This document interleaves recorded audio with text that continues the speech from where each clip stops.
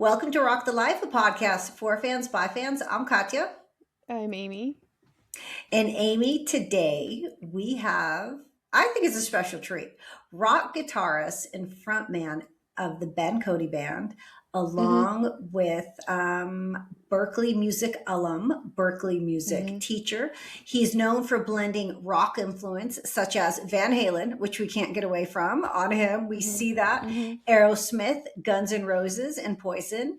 And not only is a great watching him live, I'm sure in person, which we haven't done. Right. But he has a large social presence on Instagram. And that's where can we say fell in love with him? Is that right to say? Yeah. Fair. You introduced him to me. We heard about him from a few others, and now we're hooked. Yeah. Oh Ben my gosh. is one to watch. And again, taking what we love about 80s and 90s music and bringing it to now. Oh my gosh. I'm so excited to watch Ben's career. Like, he genuinely, and I said it to him, I said it 20 gazillion times, I feel like, in the interview, watching Ben on stage. And again, we haven't seen him in person, but watching Ben But we could watch it virtually. Watching Ben virtually on stage. And that's, he literally lights up a room. He lights up the stage. Lights up a room. He just looks like he was born to do what he's doing. And it's just... We would be standing on his side of the stage, right? Yes, absolutely. 100%. We are ever... If you go see him play, stand on Ben's side. Yeah. Oh, but he's also singing, so he might be... He's also singing. He's probably just go center. So, go center. Yeah. Center. You guys... Like and Widely subscribe, talented. follow along. Yeah. This one's really great. Gotta love Ben. We do. Here he is. Here he is. Hi, Ben. Welcome to Rock the Life. How are you doing? I'm doing great. Thank you for having me on. How are you? I'm doing pretty good. Amy, how about you? Yeah. I'm great. It's fantastic. I'm really excited to chat with you, Ben. So I've been looking forward to this all week long. So I know, and Amy, we could also talk about, but we'll get into it, what we've missed, why we want Ben to talk about it. Okay, so Ben, for people that are just getting to know you and into your music, how would you describe who you are as a musician? Oh boy, that's how do I make this not too long? Oh, sorry, that's my dog is coughing. So Sasha's in the interview right now too. But so I mean, I'm very influenced by kind of the 70s and 80s rock and roll. I kind of grew up with, listening to Van Halen and Guns N' Roses and Aerosmith. So, I guess my whole thing is really just trying to kind of keep that whole vibe, that whole style alive, but not trying to be, a carbon copy of just, another wannabe, 70s, 80s, but, just trying to find the balance of keeping it in 2026, but still, making it with that feeling. Now, who got you first interested in playing guitar? So originally, I was probably maybe 14 or so, that I thought, oh, maybe I'll learn, 2 or 3 chords on a guitar just to, impress girls and things like that. But then it kind of had the opposite effect, because once I started playing, I kind of got, obsessed with guitar. So I was just, in my room practicing all the time rather than actually going out and talking to, meeting yeah, it happens. But I guess what really got me into rock and roll was, because being a kid and growing up in the 2000s and 2010s, it's there really wasn't too many modern artists kind of doing that style of music, at least not that was very readily available to me. So it was my dad's Van Halen CDs. I discovered 5150 and 1984, and then kind of haven't looked back since, I guess. So who taught you to play guitar? My very first guitar teacher was named Brandon Durham in Leominster, Massachusetts, at the Gordon LaSalle Music Store, which I don't think's around anymore even, but yeah, so I went in, I wanted to learn guitar, just a few chords. My parents said, well, we'll pay for like 2 lessons because it's probably just be a phase and you'll probably lose interest pretty fast. But I'm still here. You're still... Yeah. Lo and behold. But now you're instructing other people too, correct? Yes. So I teach myself now as well. But yeah, Brandon Durham, I took lessons from him pretty much all throughout high school. And then, I went to college at Berklee College of Music here in Boston. And then once I graduated, I guess I never really left. So, a few questions going on that train of thought. Did you have a band in high school that you played with? I did, yeah. So I was probably playing for maybe about a year or so. And for me, my goal, like once I started playing, got really just kind of bitten by the bug, so to speak, and was just, diving in and wanted to play. My goal was always just to play songs and play in a band. Like I never wanted to be like, kind of that shredder, guitar hero kind of personality. I just wanted to be in a band, just make music, for just the art of it. So like I said, about a year after, I'd been playing, I started really forming bands with whoever I could in my high school. And I went to a small Catholic high school, in Fitchburg, Massachusetts. So they really had no music program. There really wasn't too many people I could meet, but I definitely, still was playing out all the time. And then actually, the bass player that I met in high school there, Dave Mansfield, I have to give him a shout out. He's in the Ben Cote band now. We've been working together for a long time, and we done multiple projects together. But yeah, for me, it was just always just wanting to play and go out and kind of go in the trenches, so to speak, of playing in dive bars and kind of that old school mindset of just kind of paying your dues and working for it. So I definitely had a little bit of an advantage going to Berklee in that sense, the fact that I was already a local player and I already, Yeah. had I wasn't super established, but I had enough where I was playing 3 or 4 times a week, every single week, on top of going to school at Berklee. Not that I was necessarily making a lot of money. They weren't very high paying gigs, if anything. But at the time, I was just trying to get the experience in and just trying to just kind of treat playing in my band at the time as kind of an extension of the education aspect of just kind of taking everything I was learning in classes and then just trying to apply it and learn kind of just from doing it in that way. So in college, were you still called the Ben Cote Band? Yeah, so it was probably right around when I first started at Berklee that it became the Ben Cote Band. I had gone through many band names before that, and I'm sure. Tell us some. Yeah, so we had Crashdown was the first one. Then there was 3 Mile Island. Temarius was another one. But what would happen, and I'm sure every musician, has gone through this at some point in their career, where you have a band, you have a few shows, maybe even like some recordings with them, and then someone quits or is fired, or for whatever reason, and then that band dissolves. You have to have a new band name, and it's just kind of it gets to be there's no consistent identity. So we had the last band that this happened to right before I started at Berklee. We just recorded and released an album, and we were playing a lot, and we were starting to get a little bit of a pretty good local following.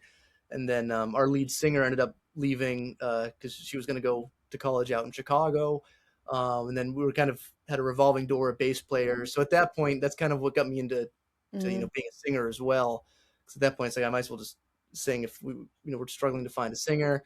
And the drummer at the time said, why don't if you're fronting it, why don't we just call it the Ben Cote Band?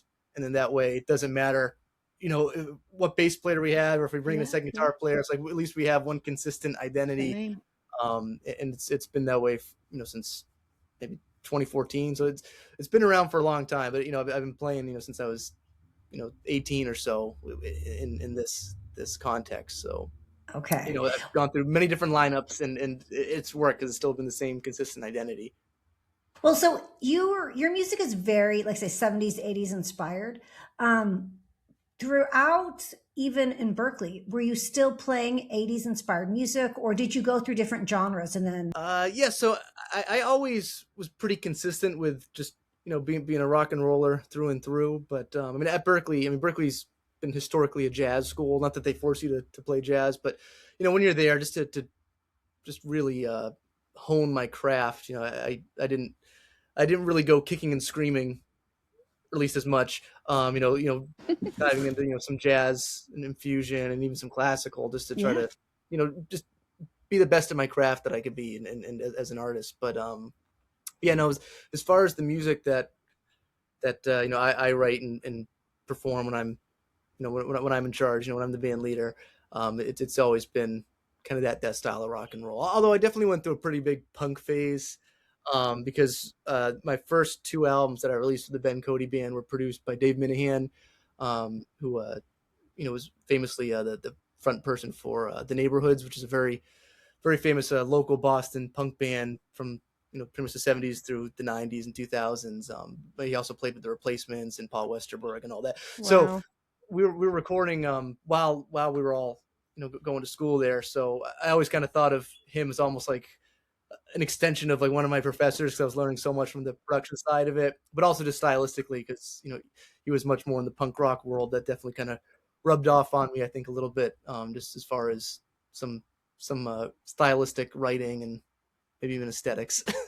Well, I've been obsessed with the Replacements and Paul Westerberg too. And yeah, okay, yeah, I've spent my entire life trying to watch any of those guys play live. It has yet to work. So, yeah. okay, so now. Are you, excuse me? Are you finding younger audiences just rediscovering '80s music now too? I mean, when you're playing your shows, it can't be to people like us the whole time. It's a pretty big mix. I would say, thanks to like Cobra Kai and Stranger Things, that kind of helped really bring back a lot of the 80s styles and interests like that. So that's been, I think, really just so much part of our pulp culture now has been a kind of a throwback to that. But yeah, and also, I mean, with my Instagram, I never set out, I never wanted to be a social media influencer or whatever you want to call it, but Surprise. but yeah, so I mean, I'm not that I'm complaining about it, in any sense, but I always say it's like I've done more for my career posting on Instagram than any tour I've ever done, but I've definitely found a younger audience there as well. So a lot of the live shows, it's usually about a 50-50 mix of Is it? people that usually people that are kind of excellent. reliving that era of their life, as well as people that are Or haven't left it. Yeah, or haven't left it. So, okay, tell us about your social media platform, because that's we've been watching it. How long have you been active on Instagram? Really, well, I've pretty much had an Instagram since it came out, but I never really was active on it until the pandemic. So really what happened was, I mean, during COVID, I got furloughed for almost a year. I mean, a good chunk of Berkeley did. So I was, as out of work that way, I couldn't gig, obviously, because everyone was shut down, especially in Massachusetts. So at that point, I was like, well, I'll start live streaming. I'll start, because it was almost more therapeutic for me. Just like, all right, I need to have some sort of performance based outlet here. So I started live streaming and posting, and and everyone was kind of turning to online and social media, because everyone was isolating. And then unfortunately, what really kind of kicked off my following was right when Eddie Van Halen passed away in October of 2020. Because as it happens with a lot of artists, when they pass, they become very mainstream while everyone's doing tributes to them. So everything that I've been doing since I was like 14 all of a sudden became mainstream again. So it was almost like overnight. Like I went from having like maybe 1,000 followers to like 10,000 to 20,000 and I kind of kept trying to ride that wave a little bit, and then and then it just kind of got to the point where it's at today, where I think most people know me as the Instagram guitar player rather than the performing artist or recording artist, but that's okay. So I what want is? to ask you a Go ahead, question Amy. really quickly. Sorry. Where all have you toured? Like So, you've been at this longer than I knew, so I'm kind of like, oh, well, tell me a little bit about where all you've been. yeah, so I mean, when I was younger, I mean, I used to do some of the kind of get in the van. Although it wasn't a van, it was my dad's F-150 for us, and drive around the East Coast a bit, and played a bunch of dive bars that there was no one there, and I realized pretty quick that okay, it's like that's you're putting in a lot of effort, and there's really no payoff to that, especially not this day and age.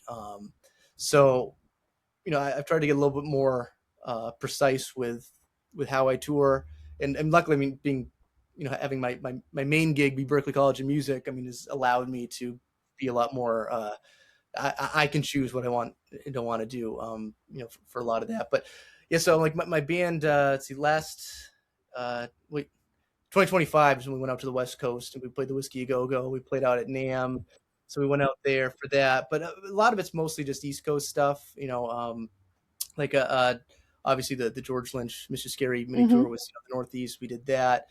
But yeah, I mean, a lot of it's regional at this point. But I've gone down the East Coast before, and like actually, I'm not allowed to. There's a few things I have planned for the summer. I'm not allowed to announce yet, but I will say we are. I'm going to be down the East Coast in some capacity, but yeah, it's trying to just be more very I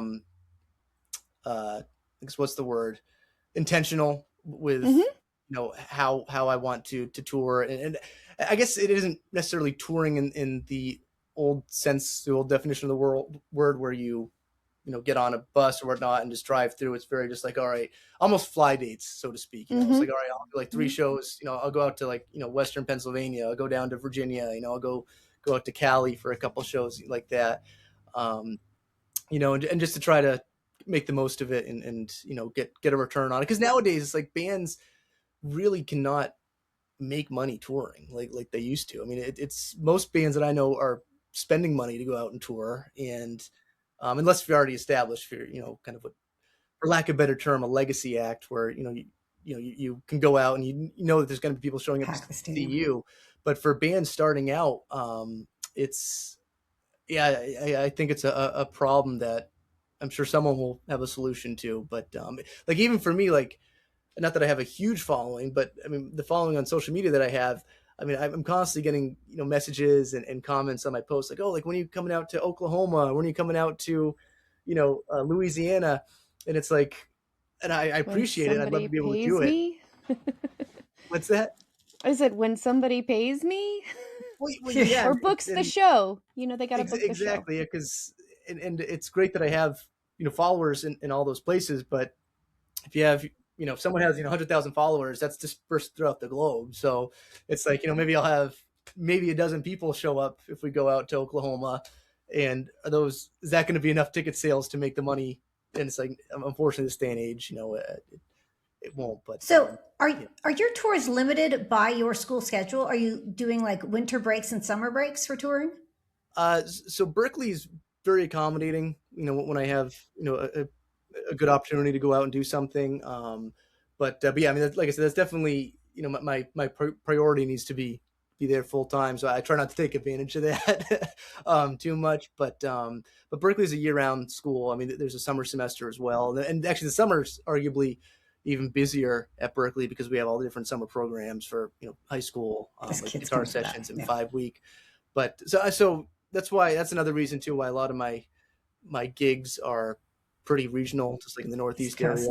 Yeah, things that I can just drive to rather than have to drive maybe spend like 1 or 2 nights and come back rather than be out on the road for weeks or months at a time. West Coast. Okay, so you brought up already the Mr. Scary Miniature. We're trying to get the whole line out. So how did that come about? How did you get asked to be on the tour? Yeah, so I know Devin, right? So Devin and Greg actually found me on Instagram. It was probably late 2024, I'd say. And because George Lynch came to Taunton, Massachusetts in February of last year, 2025. And they reached out and they got my band to open the show. And at the time, they also reached out because Ricky Thrash, has been a good friend of mine for a while through Instagram. And I mean, we'd always be getting comments on I don't know. I don't want to speak for him, but I know I'd always be getting comments on my posts like, oh, you and Ricky Thrash need to do something together. And Devin and Greg, for that show in 2025 said, hey, if we fly up, Ricky, would you be cool to have him sit in with your band to end your sets? Yeah, absolutely. I'd love to work with Ricky and see how that goes. So, Ricky came up and we ended our show with a cover of Ain't Talking About Love by Van Halen with him.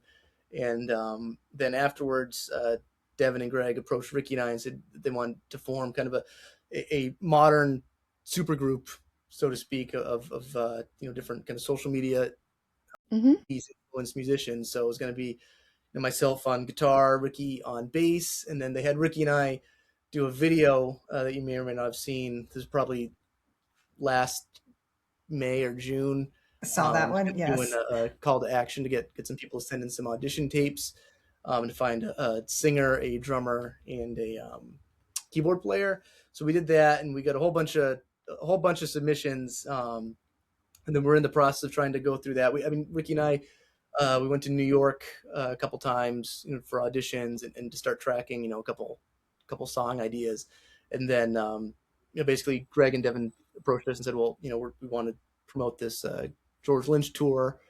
Would you guys be cool if we kind of put the supergroup thing on hold and have an opportunity for you guys? We'll build into the George Lynch tour. So we said, yeah, sure. And that's how kind of Ricky and I kind of got folded into the Mr. Scary mini tour as well. So yeah, it was a great opportunity.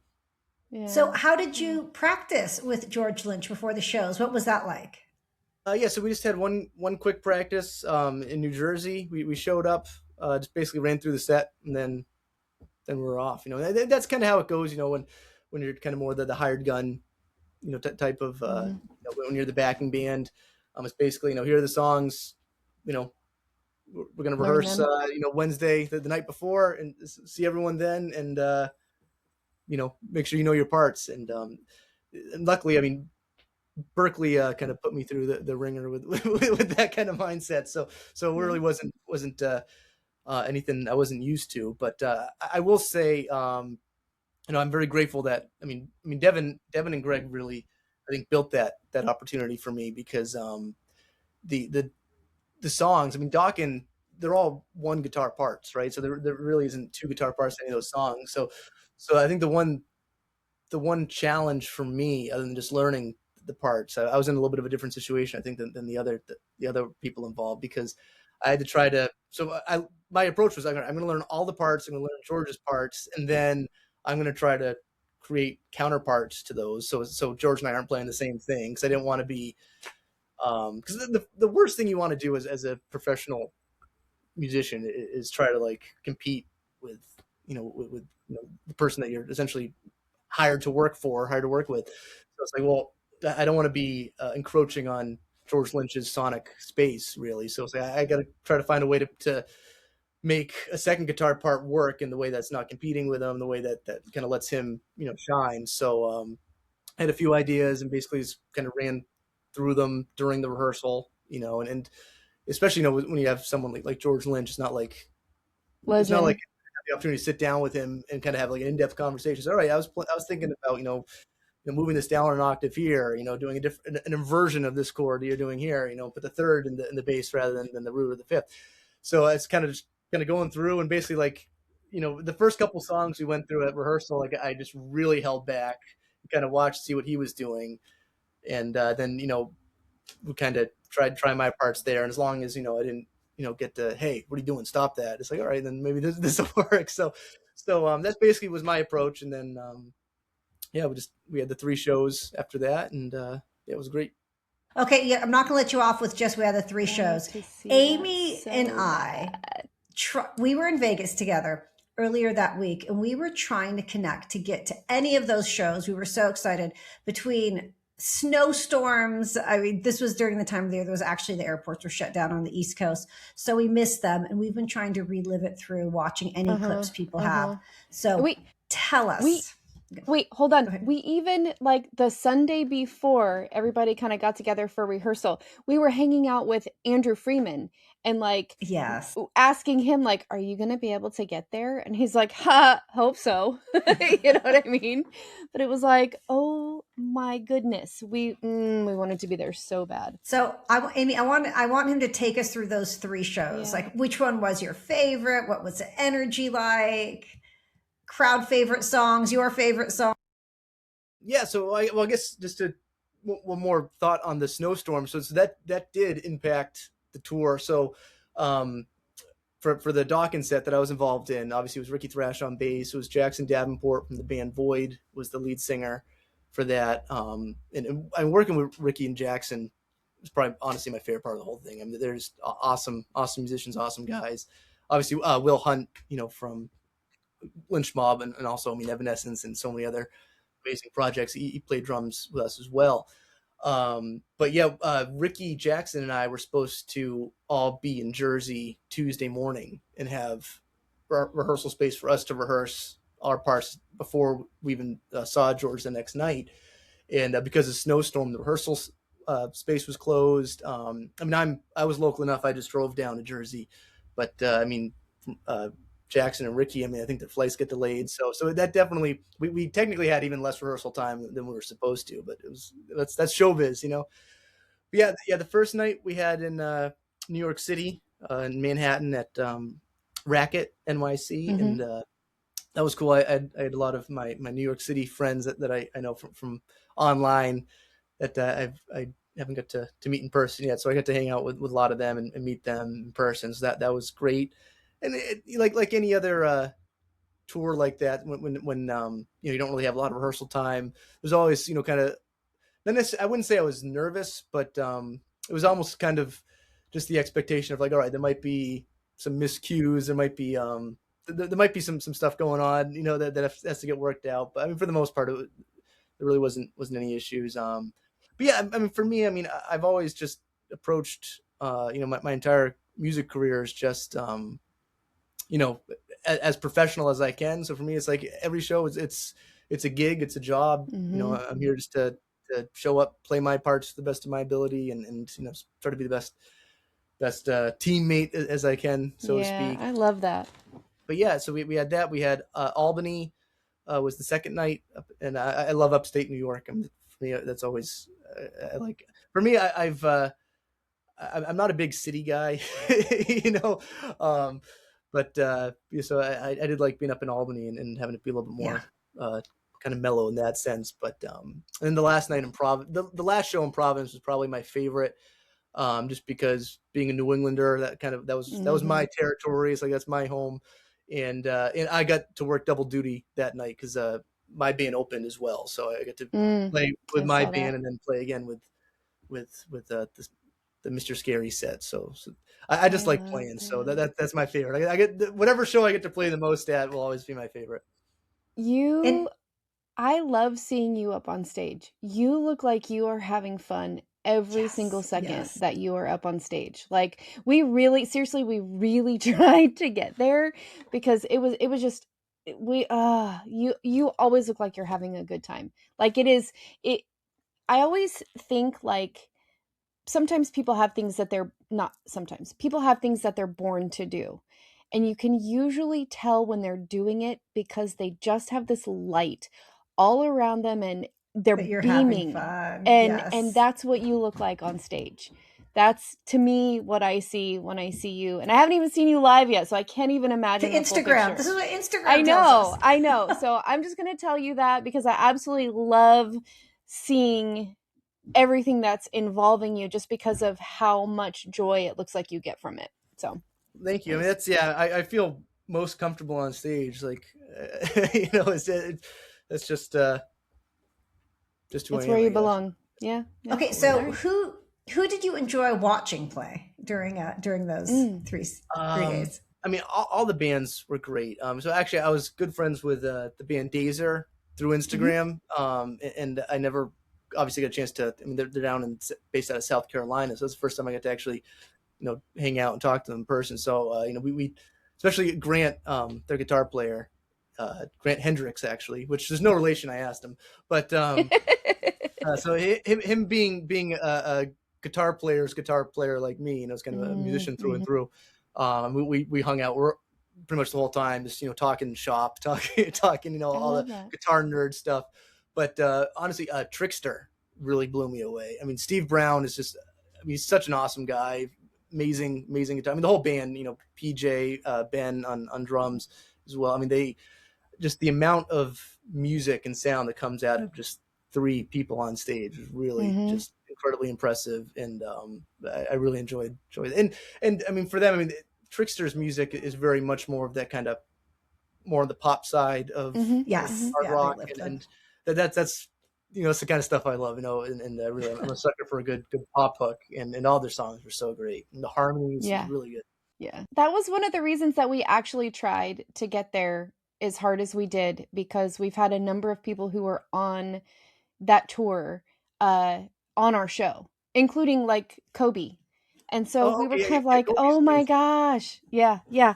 We were, oh my, I think there were 5 or 7 people involved in that tour that we've had on our show. And we were like, it's made for us. We have to be there. But across the country and across the Maybe there'll world. be another So, one. right? Right? I love it. It's Yeah, great. Okay, sorry. yeah. We'll no, we'll follow what Devin's doing and see what he's setting up next, and Yeah, try to right. get there to We do did it. tell him that if he ever did anything on the West Coast, that we volunteered to help, All or, right, you there we know, go. Yeah, figured that out. we'll try to get there. So, how long did the shows last from beginning to end? And they were With like the long. comedians and everything, like how many hours was it? Like 5 hours? It was long. I bet you from like. Hang on, I'm sorry. My dog's crying. I need to let her out of the room. Sorry. No worries.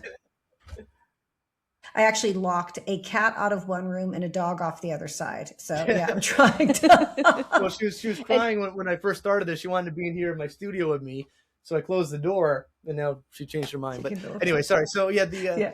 they were long shows. I mean, probably from downbeat to the end of it, we're talking. I bet you 6 hours every day. It was That's essentially, awesome. and what they did was basically take like a festival kind of setup. I mean, it was a festival number of bands, and they had, and you know, having the comedians there. It felt like a festival, but doing that taking a festival on the road essentially. So yeah, there were long days. Yeah, yeah. Were you guys driving in vans between shows, or how did you get? Yeah, did you have like the fun tour bus experience? Oh, they had vans for everyone, and then I ended up actually. Well, my dad came down to help me be a guitar tech as well. So I we love ended up that. using my dad's F-150 for a couple of them as well, but not for Manhattan. Devin drove in and out of Manhattan with the truck with the trailer and all that, and he wins the award for the biggest guts out of all of us, because there's no amount of money, there's no gun to my No, head you could possibly make me drive in and out of with a Manhattan trailer. with any vehicle, never mind a Oh, tractor trailer, and yeah. Devin did a great job with that. So He's That is he's he's impressive, and he actually, I was checking in with him, and he's like, what did he spend 48 hours plowing snow prior to yeah. the show, to be just able to so get a it was like, damn. Yeah, he it was a lot, so I'm glad it went 48 so well. hours plus. Okay, so now, but you've shared the stage with some legendary musicians. When was the first time that happened? uh, Ooh. that's the first time that happened. Well, I guess actually like sharing the stage, like playing with someone on, not necessarily opening for someone, would probably be um I think it was I played with Slaughter. I think it was 2023. Yeah, because what happened was, long story short, I mean, I'd worked with there were some promoters up in New Hampshire that this was, I want to say 2022 is where this whole story starts. That I'd worked with these promoters for a while. That they had a really nice setup up in New Hampshire, an awesome stage where they have all these nationally touring bands. And what happened was they had Great White and Slaughter were supposed to be on Mm. the bill in 2022, and I don't know the details. All I know is, actually, it might have been, you don't quote me on this, might, because it was still when COVID was a thing, so I'm not sure if maybe someone tested positive, but whatever happened, Slaughter was not able to perform the Great White show. So my band got the call saying, "Hey, can you fill in for Slaughter's slot on the tour, Thanks. just up here in New Hampshire?" And I was like, "Absolutely!" So we get to open up for Great White, and Well, basically they said, "If you help us out, we'll help you out." And they were already helping me out by giving me the gig, but I wasn't going to say that. So you want to do more for me, you can. So the next year, Slaughter came back, I think, to fulfill their contract that they still had to perform there. So my band was slated to open for Slaughter at this point. But it was an outdoor stage, and this was, I want to say it was like June or July, and there was mm. this big thunderstorm that happened, and that afternoon, so it pushed everything back. And then the fire department were there, because then we have this big metal stage and this open field outside, and with lightning and all that. So whatever I think it was state laws up in New Hampshire, like it had to be 1 hour after the last lightning strike with the fire department. So because that happened, um, our set got cut because there was a curfew, so they couldn't push the whole thing Mm, back. And I mean, that's how it is. That's the showbiz. And it mm-hmm. was Dana Strum. Well, it was all the guys in Slaughter, but Dana Strum specifically. I remember he called me over, into their dressing room, and he was just one of the coolest, like most genuine people that I've met really in the music industry. There's not a lot of them, and he told me, he said, "Look, this is what's going on," and he's like, your set has to be cut. He said, "I just want to tell you this. I don't want." He's like, "There's going to be a lot of people that are going to screw you in this business," and he's like, "And I want you to know that I'm not one of them." He's like, Aw. "We want to make sure that you still get something out of this." He said, "Look, so you guys can't play," he said, "but do you want to come up on stage with us? You can borrow Mark's guitar and do a couple songs with us to end our set." I'm like, "Absolutely." So I mean, plus, I mean, the promoters were great. I mean, my band still got paid even though we didn't get to perform. But I went up there and I played a few songs. We did some Van Halen, we did some Who. I think we might have played an ACDC song, but getting to play with them, and that was really cool. The I guess right before I ended up playing with George, I think it was like the week before. Bret Michaels invited me I to saw go that. play with him at Mohegan Sun. Well, it was Bret and Pete Evick. His guitar Mm-hmm. player Pete Evick's a very good friend of mine. I play guitar for his son Gavin Evick and his Mm-hmm. band. Mm-hmm. So they invited both Gavin and I to play it. That was my first time playing in an arena. Oh, I've been very very blessed with opportunities. that's awesome. You are the second person that we have chatted with who has been invited for Brett. We interviewed Emily But yes, and yeah. chat with Yeah. her about her experience there. And so that was, I've heard great things. We've heard Yes. great things about Pete and the whole Brett Michaels crew, Yes. the Yeah, whole they're thing. just awesome musicians, awesome Mm-hmm. people. I mean, I've worked with Brett's Camp multiple times. I mean, usually with my band opening shows for them, but that was my Mm-hmm. first time actually Being up on the playing stage. with Brett's band. And I mean, yeah, they're all just I can't say enough good about everyone in his band. How many people were at that show, do you think, that you played in front of? It Mm, was almost 10,000. It was a sold out show. Yeah. wow. Any nerves, or you're such a seasoned musician it didn't? Honestly, no. Let me tell you, you play enough small clubs where you're just stressing like, all right, are we going to sell enough tickets that they're not going to cancel this, or like, Yeah. is it going to be a dive bar where we're playing just to the bartender? You play enough of those shows, it's a relief when you see a lot of people out there. Trust me. Yeah. So there wasn't any nerves. Plus, once you're out there, um, you can really only see maybe 4 or 5 rows back because the way all the lights are on Okay. you. But it's like I said, I've had so many small shows, where it's just such you're just hustling just to try to get people to buy tickets and trying to get people to show up. That it's a relief. Like, wow, That's there's Yeah. this many awesome. people here. Oh, Like, it's like Nice. you have this energy with you rather than trying to fake yeah. it in some dive bar in Turner's Falls, Massachusetts, when you're playing for 3 people and Right. two of Right. them are the bartenders and the other one's on his phone. So Wow. That is so. Now, any great pieces of advice that any of these musicians have given you? well, I've learned something from everyone, whether they intentionally were teaching me something or not. It's like, whether there were things what to do or what not to do. Mm-hmm. um, Valid. but but yeah, no, it's definitely. I mean, Pete Evick has done so much for me. I mean, he mixed a few songs on my band's 2024 album, Celluloid Babylon.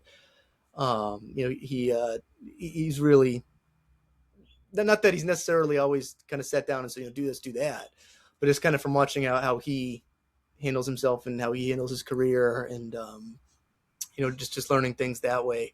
Really, I've learned a lot of what to do from Pete, and really Yeah. from Brett's Camp and even Slaughter. It's just the way that they treat how well they treat people that they don't need to treat well. I mean, you can tell a lot about a person's character that way, and yeah, it was really. I just try to kind of take that and kind of pay that forward, so to speak. That, Yeah. yeah, It waiter. counts.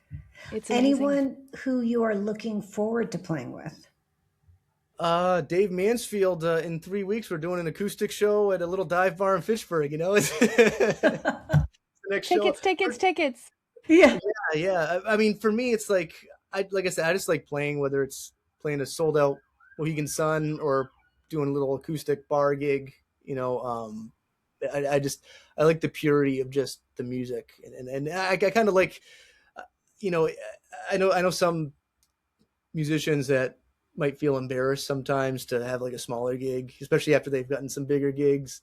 But for me, I kind of like it. It's kind of like, if you're playing the kind of a tiny little, you know, hole in the wall I love it. place, it's like, but you kind of know in the back end, it's Yeah. like, man, it's like, I just played a sold out Mohegan Sun Arena last week. It's like, no one else here knows that.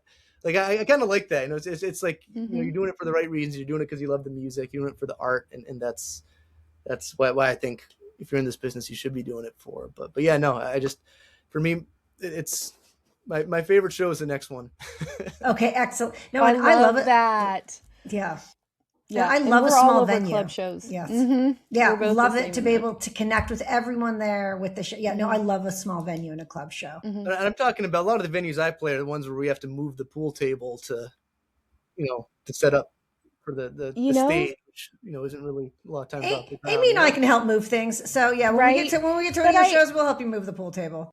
Right, but I also think that's how you garner an appreciation for when things do grow, and that appreciation for when you are in the arena and there's the 10,000 people, because you have experienced both sides of it, and there's plus and minuses to both, right? More energy to feed off of, but a truer sense of your passion being able to play on a smaller stage a lot of times. So I'm kind of like, I absolutely love everything that you're saying because it's so real. There's Yeah. nothing, there's it's not all glam and glory, and I have an appreciation for that. I think Katya is with me on that one too, Yes. where Yeah. we've helped a number of bands out throughout all of our days and club days, and done all of that. From, in our day, it was passing out flyers, to helping drive equipment and Getting the drinks. mhm. So we absolutely adore No, and all of Amy, it. I So love that Ben, I love that your dad's a roadie for you too, or helps you out, or does tech. Both my parents have always been incredibly supportive of me. I mean, since I started yeah. playing, and yeah. So when like I said, they first, when they first got me lessons on guitar, once it became clear to everyone that it's like, all right, this is what I want to do. I mean, I, I know a lot of parents that don't want their child going that route. And I remember my parents said, look, they said our only ask, we'll support you. Our only ask is that you go to college, so I mean, luckily I was able to get into Berkeley and have, and even more so be able to get a job at Berkeley afterwards too. But I mean, my parents come to almost every one of my shows that I have. I mean, they're just incredibly supportive, and I don't take that for granted at all. But I also, I guess, to go back to, sorry, I just, my mind's kind Yeah. of going all over the place. We're all over Just it to go too. back to your question about, what are the things that I learned from playing with some of these musicians, and talking about the whole dive bar thing. And when Amy just said, oh, well, you have like appreciation for that. And it was actually Pete Evick who told me, because we had this conversation about, sometimes you get the Mohegan Sun gig, sometimes you get, the Mr. Scary Mini Tour gig, sometimes you're playing, down at a dive bar on Long Island for 4 people. And and he said, if it weren't for those types of venues and those types of gigs, he said there would be no David Lee Roth, there would be no Bret Michaels, Oh. because those that, and that's something that I think, nowadays with all these Instagram guitar players, and I really I think of myself as being very lucky that I kind of got in. I grew up musically kind of right before social media became what it is. I mean, obviously, like when I was in high school, there was Facebook and there was Instagram, but it wasn't the way it is now. Especially, I think COVID definitely, amplified it. But I grew up musically playing in just wherever I could and kind of paying my dues that way.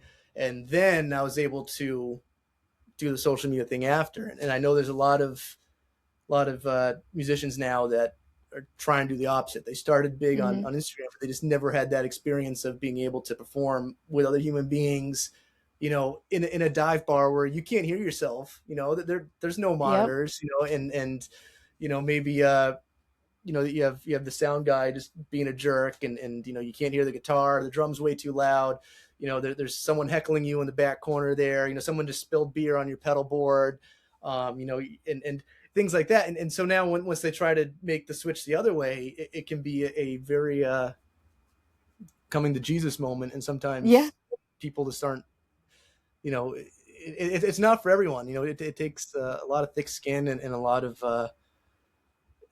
hard work with not a lot of immediate payoff, and yeah, and that's why I consider myself very lucky that I kind of got in the direction that I went Yeah. in.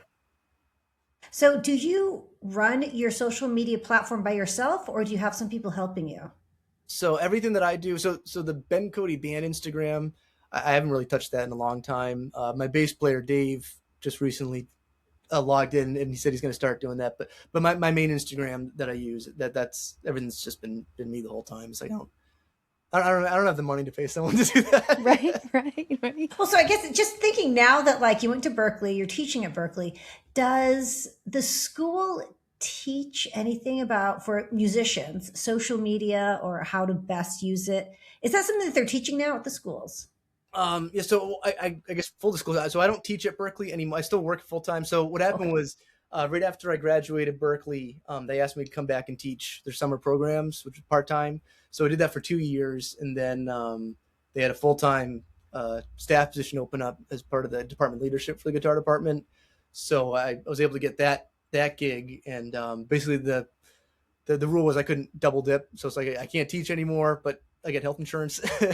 So it was Oh, actually, it was kind of a difficult decision for me at first, because like I love teaching, and it's like, do I feel like less of a musician, like that I'm not teaching here? But it's I mean, it after I thought about it, I was like, I gotta have the stability that they're offering me here. So Mhm. so my position is, I'm the senior coordinator for the guitar department now. So I'm kind of the so academic cool. advisor to the chair. So I'm very involved in the department leadership of it. But I know they have, so my everything that I see is just specifically the guitar department, which is all the Okay. performance division based. So it's really just all the what we call the proficiency materials, which is all the scales and Mhm. arpeggios and chords and guitar labs and how to perform. But I mean, there's multiple divisions at Berkeley. So my major there was called the professional music major, which uh, kind of allows you to build your own curriculum. And since I was performing all the time with my band, it's like, all right, it's like, I'm not going to be a performance major because I'm already doing this already. So I kind of wanted to round Sure. myself out a little bit. So most of my emphases were like in songwriting and production and music business. But now I believe they have, a lot of marketing and social media marketing classes, kind of more in that division.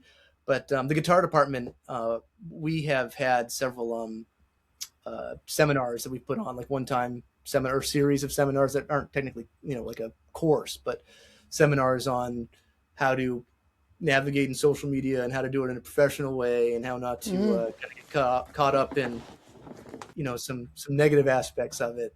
So yeah, it's definitely, it's a necessary evil. Yes. I shouldn't even call it an Not evil. evil. No, it's a new part of it's a new way of doing music and the new Yeah, part of the music business. It's how you're reaching out. absolutely. And I say it's like it's Gen Z's MTV.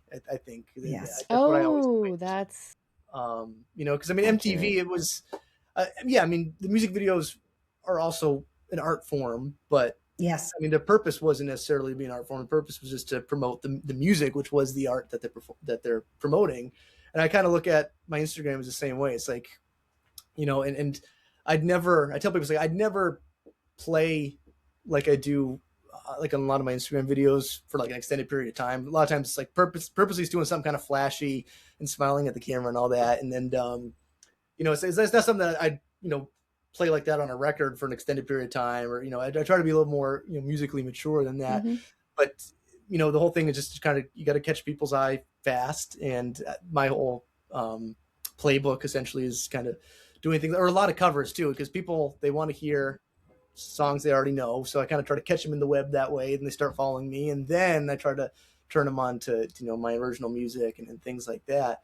And a lot of people I think understand that, and there's a lot of people that also don't too. You get all the comments from people that he's just the Walmart Eddie Van Halen, or stop playing other people's music. Why don't you write your own song? Things like that. And they just because they just see certain videos, and usually the way it works, like if I do like a Van Halen video or like a Randy Rhoads solo or something like that, like those are the videos that get the most views because it's a cover, which means more people see those. So the way the algorithm works, a lot of times, when I get comments like that, it's like, well, it's because certain people are only seeing videos of me doing covers, because if I were to post something of my original stuff, it's going to get a tenth of the views. And like comments like that used to really bother me, like trolls like that used to that would like ruin my day. Years ago, like when I first kind of started getting into the social media following. But now it's like, you're so used to it, it just doesn't.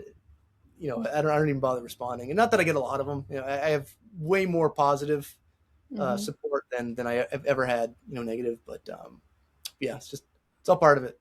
It's all part of it. It's one of those that the more comments you get also contributes to the algorithm, whether, positive or negative. It's kind of like, I get not responding, but it's like, the comment count is up. Thank you so much. Or at least, yeah. Well, so there's I don't know if you're familiar with Tomo Fujita. He has a very big following on Instagram and YouTube, and he's a Berkeley professor.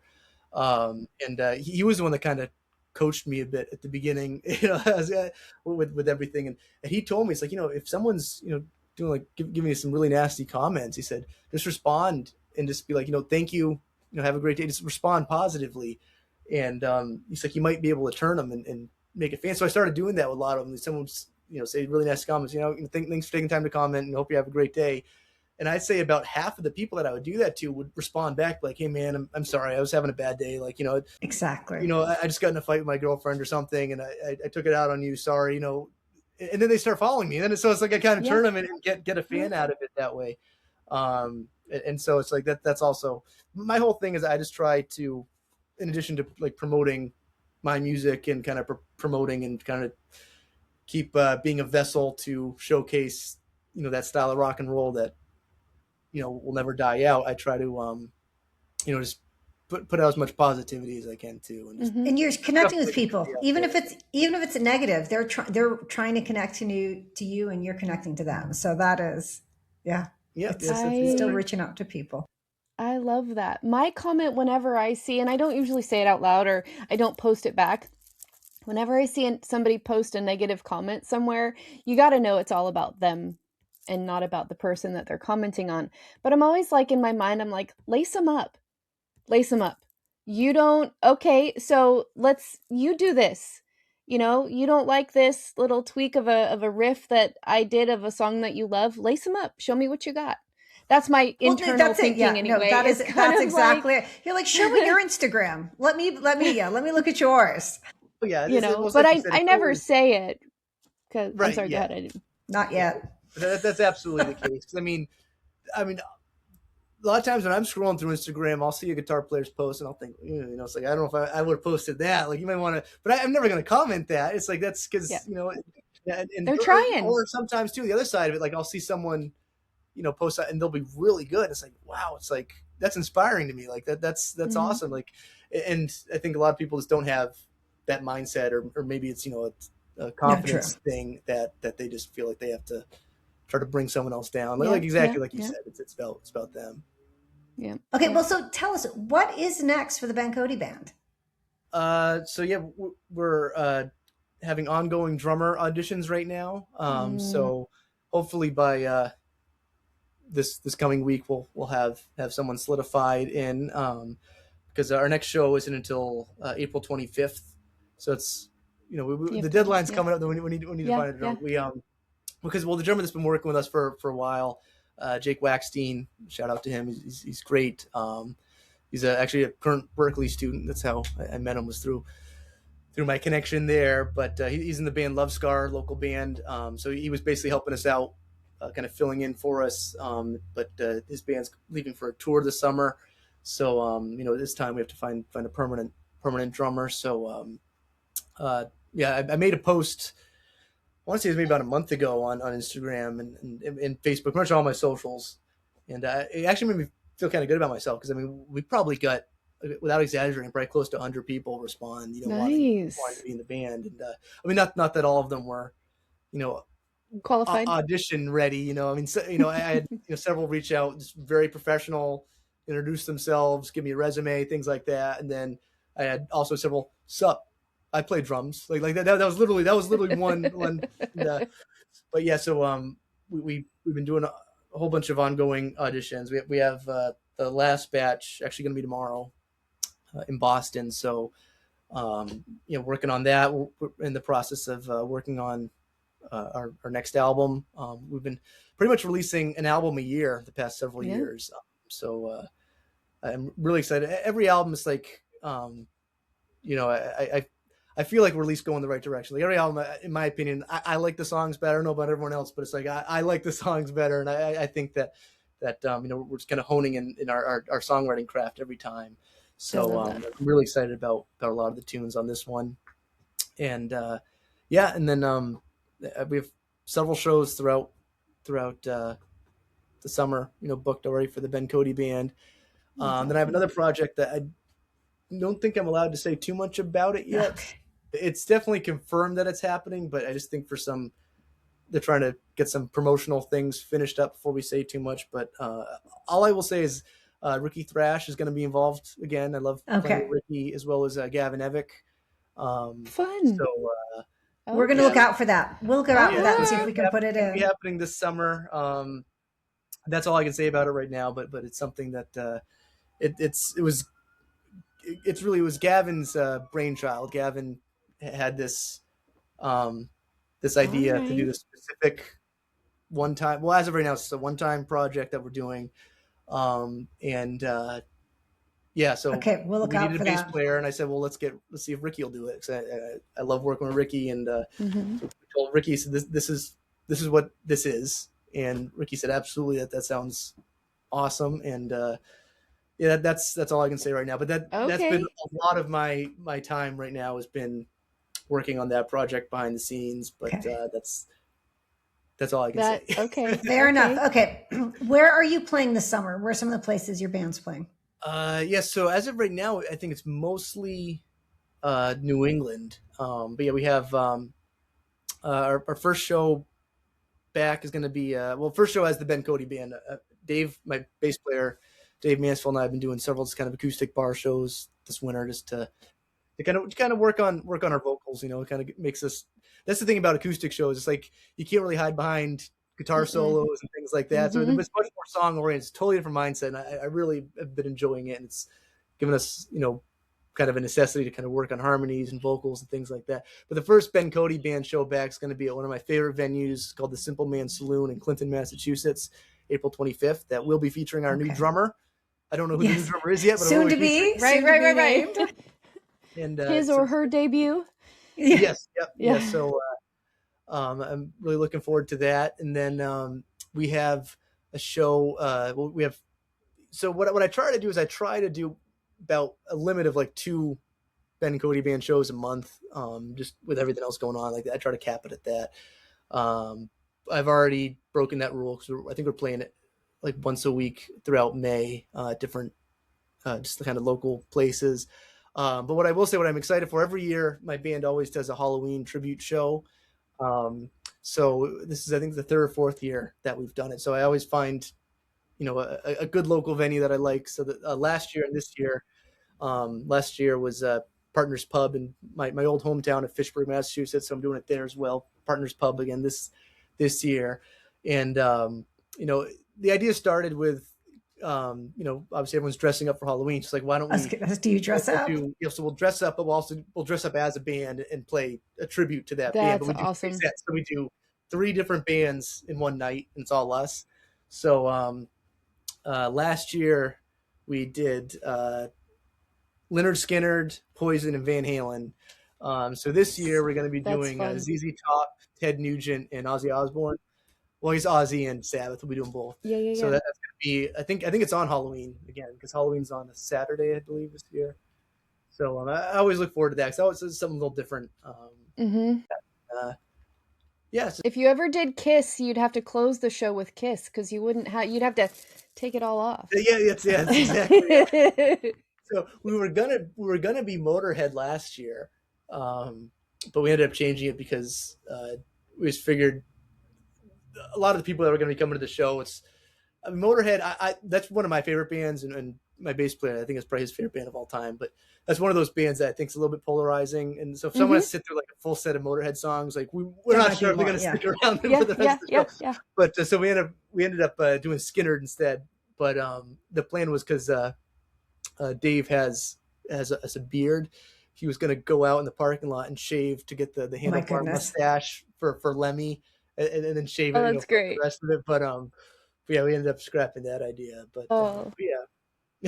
Oh, that's so fun. Okay, that? Amy, I'm looking at the time. We were only almost hit an hour, so I'm going to do some rapid fire questions for you. Doesn't have to be a rapid answer, but what comes to mind? Okay, there's one that's just coming to my mind now too. Okay, I'll still have one. Okay, first, favorite. I think I might know the answer, but favorite 80s rock band of all time. Van Halen. Okay. I almost said it with you. I was about to mouth it with you. I was like, I know. I was like, okay, let's just see if anything different. Okay. One guitar riff you wish you had written. Ooh, that's tough. One guitar riff I wish I would have written. I mean, there's so many, to be honest. Damn.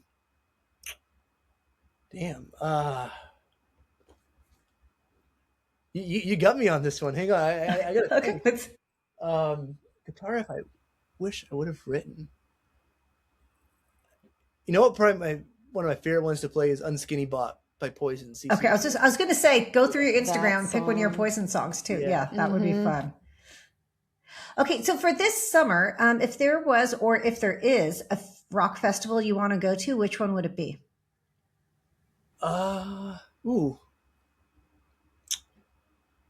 That's a really good question. I don't really know too many rock festivals that. I don't even really I don't really keep up too much with those tours yet. But isn't Motley Crue doing something this year? Who's it? Mountain Music Festival. I don't. I just keep reading it, all the different festivals, and I can't remember who's playing at which one. This might be totally off brand for what you think of me, but I think isn't Van's Warped Tour coming back? Oh my god, I think it is too. Yeah, so it is. As much as I love the 80s, I mean, I'm a child of the 2000s. So, like I said, I already told you, I get a lot of punk influence. I love punk too. Okay, so okay. I'm so excited. At least in Orlando, one of my favorite bands is going to be there, Family Force 5. Oh, I would do to see. I saw them at a club in Medford, and I would be like, oh my gosh, when they announced that, I'm like, ah! Okay. Okay, so I'm going to now jump to the 2000s. What's your favorite band from the 2000s? Escape the Fate. Okay. Probably, yeah. Blink-182 would be a close second. All right. But the Ronnie Radke, well, no, I shouldn't say that. The first two albums of Escape the Fate. Actually trying to figure out Blink-182, which generation do we call them? Oh. Yeah, because they kind of came in late 90s, early 2000s. It kind of crossed, I think, a little bit. Because it was like my college days too. It was like Blink-182, and it was they were obviously smaller and just beginning back then. Okay. How about most underrated 80s band? I guess probably specifically more like in the hair metal glam side of the 80s, or just in general? I'd say in general. I think Huey Lewis and the News. I know they were big back then. But they were big back then. But nowadays, I feel like you don't hear a lot of anything other bands that have a much kind of longer legacy. That's true. We never hear about Huey Lewis anymore. Yeah. They had so many hits. Crazy hits. Yeah. Huge. And I remember when I was a kid, like all the parents got upset about I want a new drug. Like it was like all the parents, and it's like, listen to the lyrics. Hello. Yeah, it's all a metaphor.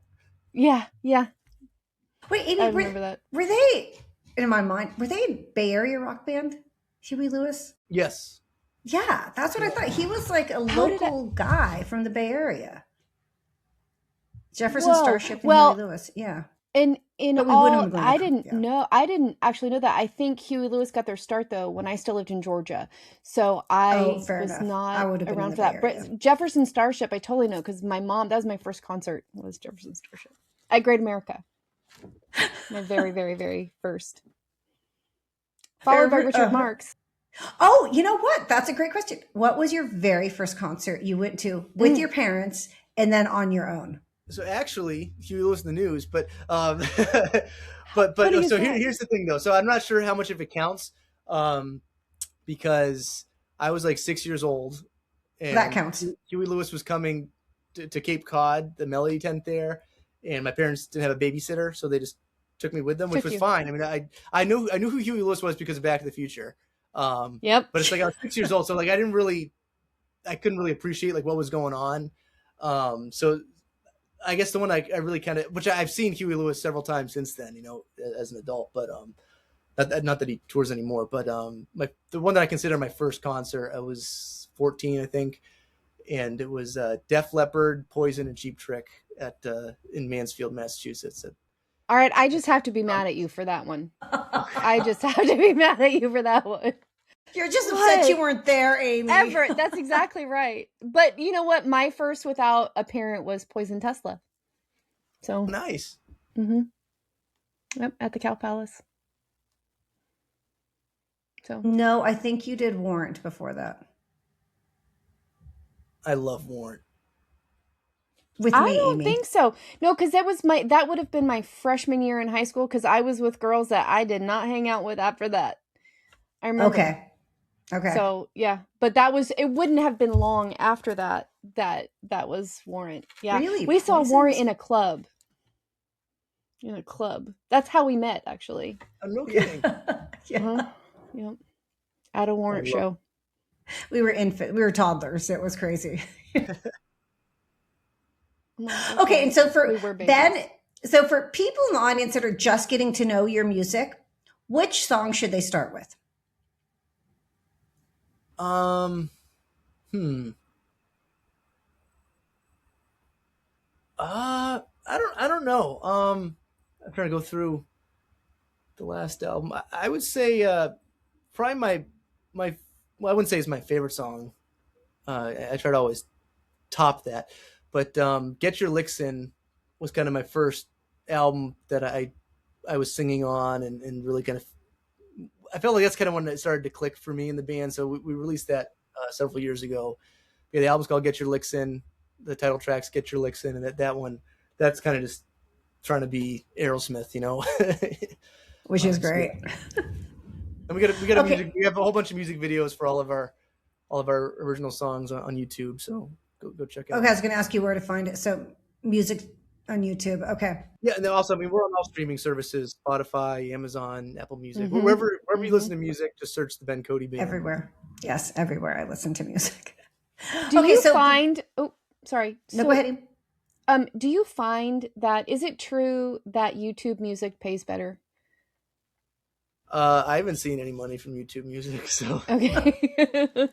I would say that well, so I'll say this. So, I have my own. I function as my own independent label because I mean nowadays I don't think there's any sense having a record label at all. You do everything yourself nowadays. So like, why have a label take a cut for doing nothing? Yeah, so I do use DistroKid as the distributor, and I set up my own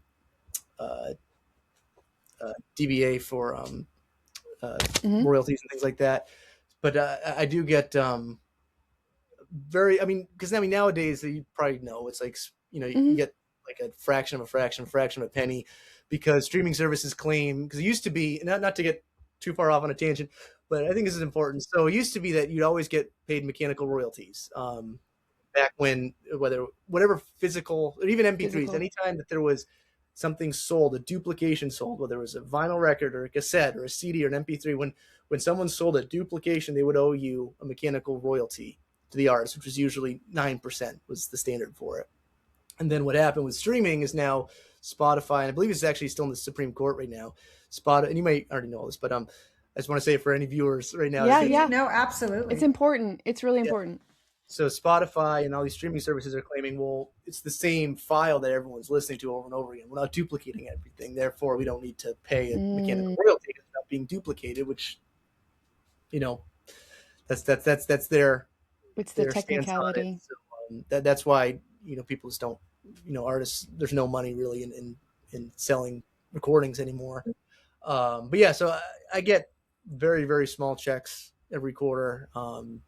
Just from, so I don't know if they're necessarily coming from YouTube Music versus Spotify. Gotcha.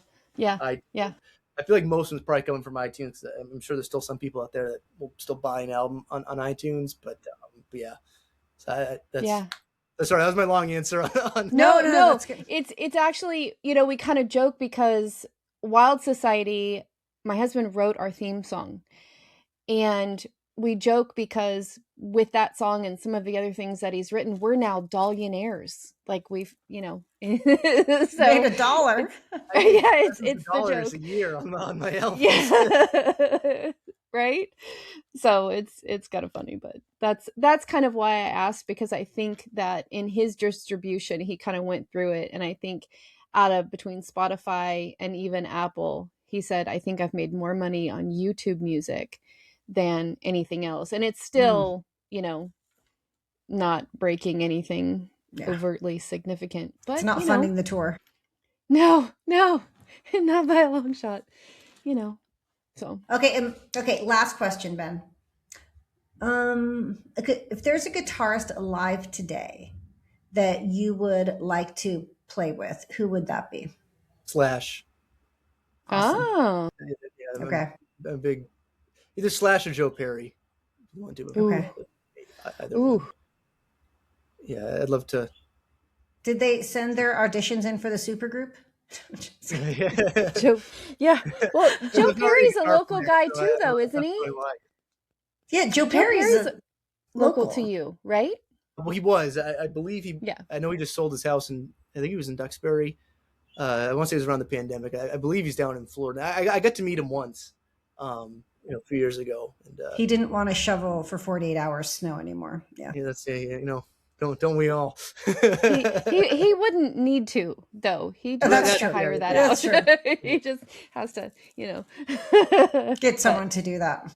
Mm-hmm. Oh, Ben, thank you so much. Amon, let you go. For having me on. It's an honor. I cannot wait to follow you and to see everything that you are going to do. I kid you not, I'm going to repeat it because I just love seeing all the recorded things that I've seen on stage of you. I really hope to be able to see you. And I think I'm going to speak for Katya, but I'm going to say I, because she's in Italy right now. And so I'm probably a little closer. But I really want to try to do what I can do to catch you, because I just seeing you up on stage and just your energy and your smile and watching that is infectious. And that's what music is about, we right? know it's going to be a good time. Yeah. I really appreciate it. That means a lot. Thank you. Hopefully I can get back out to the West Coast at some point. Like I said, I'm always out in California at least once a year. I usually perform at NAMM. At NAMM. NAMM, yeah. Gear company. All right, that's the goal. Trying to get the band out there. That's the goal. Okay. All right, then that'll be our goal. Because I've been trying to get, we've been trying to get down to NAMM, but last year specifically, we're like, oh, do we? Don't we? Do we? We do that a lot. Uh-oh. I think we lost her.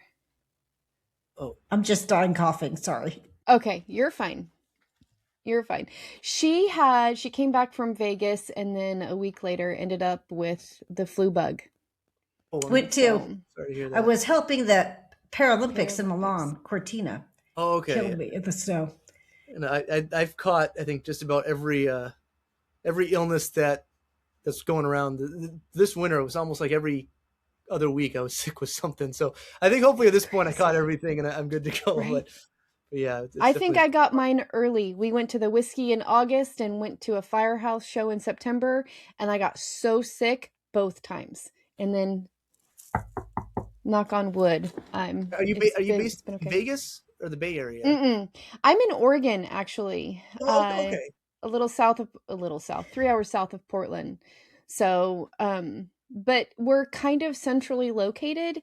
So we pretty much drive everywhere for shows, either north to Portland or down to California. So. Amy and I just met up in Vegas the other week to Yeah, go to a for Def Def Leppard show. We did a whole Okay. Rock the Life thing and saw Def Leppard, so it was Awesome. fun. Awesome. Yeah, it was fun. Well, I love the West Coast. I mean, I lived in Hollywood for a little while right after high school, so it's LA's my home away from home. So Yeah, it's warmer there right now than it is here. I'm just gonna here too. say So that. Right. That's an understatement for you. Oh my gosh. Well, Ben, thank you so much. This was so much fun. I really hope that you'll come back, and when things develop with everything that you've got going on and the things you can't talk about now, hopefully you'll be able to chat with us soon, and We're going to share want to more hear about it. information. Oh, Mhm. I'd love to be back. Thank you so much. It was great to meet you both. You know, Yeah. through This way. video. Do this way. We'll see you in person soon enough. Yeah, I mean, I don't want to talk. I don't want to talk for the other guys in this new project, but once all this officially gets announced, I'll see if I can get Gavin and Ricky on here with me. That would be if that's so okay. fun. Yeah. We would love it. We can all We'd hang love out. it. It would be a blast. We would absolutely adore it. Well, again, thank you, and Well, we'll thank chat you. soon.